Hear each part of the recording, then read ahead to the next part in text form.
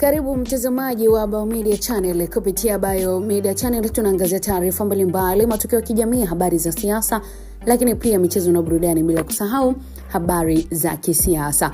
Hilo tuangazie taarifa ambako waziri ameagiza polisi kumkamata Nabii Tito baada ya kumtukana Rais Samia mtandaoni na kujiita yeye Mungu atamuua. Haya ni taarifa hii ambako waziri wa maendeleo ya jamii, jinsia, wanawake na makundi maalum Dr. Dorothy Gwajima hivi karibuni ametoa wito kwa jeshi la polisi pamoja na wizara ya mambo ya ndani ya nchi kuchunguza matamko ya Nabii Tito. Hatua hiyo imeibua mjadala mpana katika jamii kuhusu nafasi ya viongozi wa dini na mipaka ya uhuru wa kujieleza. Dr. Gwajima ameeleza kuwa kauli zinazotolewa na Nabii Tito zimekuwa na mwelekeo wa matusi na kukosa maadili, jambo ambalo linaweza kuathiri heshima ya viongozi wa kitaifa na wafanyabiashara wakubwa nchini.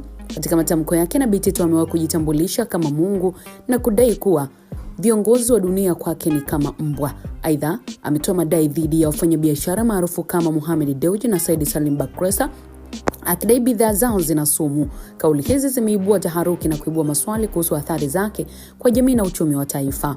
Wito wa waziri Gwajima unalenga kuonyesha umuhimu wa kudumisha maadili na heshima katika mijadala ya umma. Viongozi wa dini wana nafasi kubwa sana katika kuongoza waumini, lakini wanapotoa matamko yenye kuibua mgawanyiko au kudhalilisha wengine, jamii huathirika. Hii inaleta changamoto ya kutafuta uwiano kati ya uhuru wa kujieleza na wajibu wa kulinda amani na mshikamano wa kitaifa. Kwa upande mwingine, mjadala huu unafungua ukurasa mpya kuhusu namna vyombo vya dola vinavyoweza kushughulikia matamko ya kidini bila kuathiri imani za watu.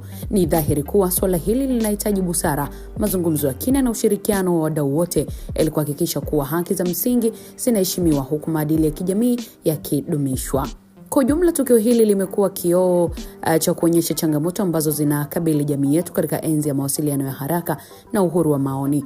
Ni wajibu wa kila mmoja basi kuhakikisha kuwa maoni yanayotolewa yanalenga si kubomoa, na kwamba heshima kwa viongozi na wananchi wote inalindwa.